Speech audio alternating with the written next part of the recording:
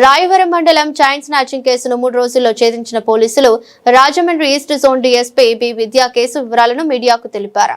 మండల కేంద్రమైన రాయవరంలో ఈ నెల 10వ తేదీన రాత్రి సుమారు 10 గంటల సమయంలో పులగం బామిరెడ్డి లక్ష్మి తమ కిరాణా షాపును మూసివేసి ఇంటికి వెళ్లే క్రమంలో ముందుగానే రిక్కీ నిర్వహించి పథకం వేసిన దుండగులు లక్కీ మెడలో పుస్తల తాడును తెంపే క్రమంలో ద్వాయిత ఉద్రాలు గట్టిగా పట్టుకోవడంతో సగం గొలుసును తెంపుకొని అగంతకుడు పరారయ్యాడు. బాధితుల ఫిర్యాదు అందుకున్న పోలీసులు కేసు నమోదు చేసుకుని దర్యాప్తు చేస్తున్నారు.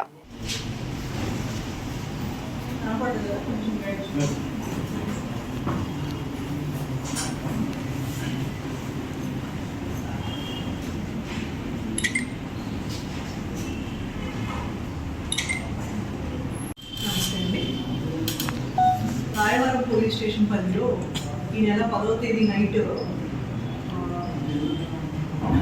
9:40కి అక్కడ వైఎస్ఆర్ స్టాచ్యూ వీధిలో పులగం శ్రీలక్ష్మి గారి మెడలో ఉండే బంగారు తాడుని స్నాచర్ తీసుకెళ్ళిపోవడం జరిగిందండి. ఈ విషయమై పోలీస్ కేసు ఎఫ్ఐఆర్ ఫైల్ చేశాము. అందులో భాగంగా సీసీటీవీ ఫుటేజెస్ అండ్ మిగతా వివరాల ఆధారంగా టెక్నికల్ అనాలిసిస్ తోటి కొంతమంది ఇన్వాల్వ్ అయ్యారని మాకు అర్థమైంది. వాళ్ళ గురించి వాకప్ చేయగా అందులో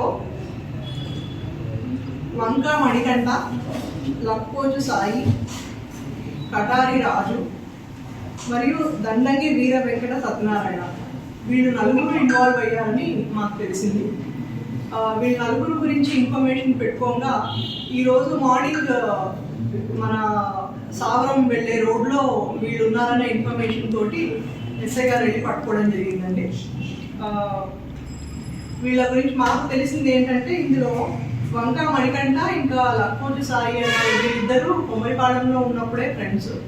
బిక్కవోలు పిఎస్ పరిధిలో కొమ్మరిపాలెం అనే ఊరు ఉంటుంది, అక్కడ కొమ్మరిపాలెంలో ఉన్నప్పుడు వీళ్ళిద్దరు ఫ్రెండ్స్. అండ్ ఈ వంక మణికంఠ అనే అతను ఎవరైతే ఉన్నారో అతను రాయవరం వచ్చేసి ఎలక్ట్రికల్ పనులు చేసుకుంటూ ఉంటారు. అతనితో పాటు ఉండటం కటార రాజు అనే అతను వెల్డింగ్ పని చేస్తూ ఉంటాడు. వీళ్ళిద్దరు కలిసి ఉంటారు. వీళ్ళిద్దరూ వాళ్ళ అలవాట్లకి తగినంత డబ్బు సరిపోవట్లేదు, ఏదైనా నేరం చేయాలి అన్న దురుద్దేశంతో ఈ లక్కోజు సాయి అనే అతన్ని కాంటాక్ట్ చేస్తారు. ఈ లక్కోజు సాయి అనే అతను ఇంకొక వ్యక్తిని పంపించారు. అతన్ని కూడా ఐడెంటిఫై అయ్యారు. అతని ఇంకా అబ్స్కాండింగ్ అండి, అతన్ని పట్టుకోవాలి. ఆ స్నాచర్ వచ్చి ఆ స్నాచింగ్ చేయడం జరిగిందండి.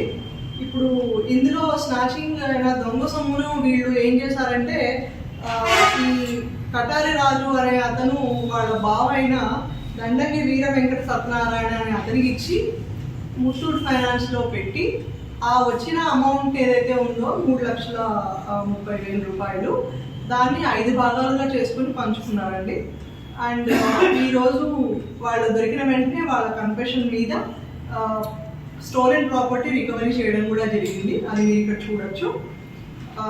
ఈ విధంగా ఈ కేసులో మాకు technical analysis and CCTV footage చూడమని ఇలా మా ఎస్పీ గారైన నరసింహకిషోర్ గారు చాలా గైడెన్స్ ఇచ్చారండి. ఈ కేసు మేము ప్రెస్టీజియస్గా తీసుకుని దొంగల్ని మూడు రోజుల్లోనే పట్టుకోవడం అనేది నిజంగా చాలా హర్షించదగ్గ విషయం. ఈ విషయంలో నేను మండపేట రూరల్ సిఐ గారిని, రాయవరం ఎస్ఐ గారిని, వాళ్ళ క్రైమ్ టీమ్ని అభినందిస్తున్నాను. నమస్తే.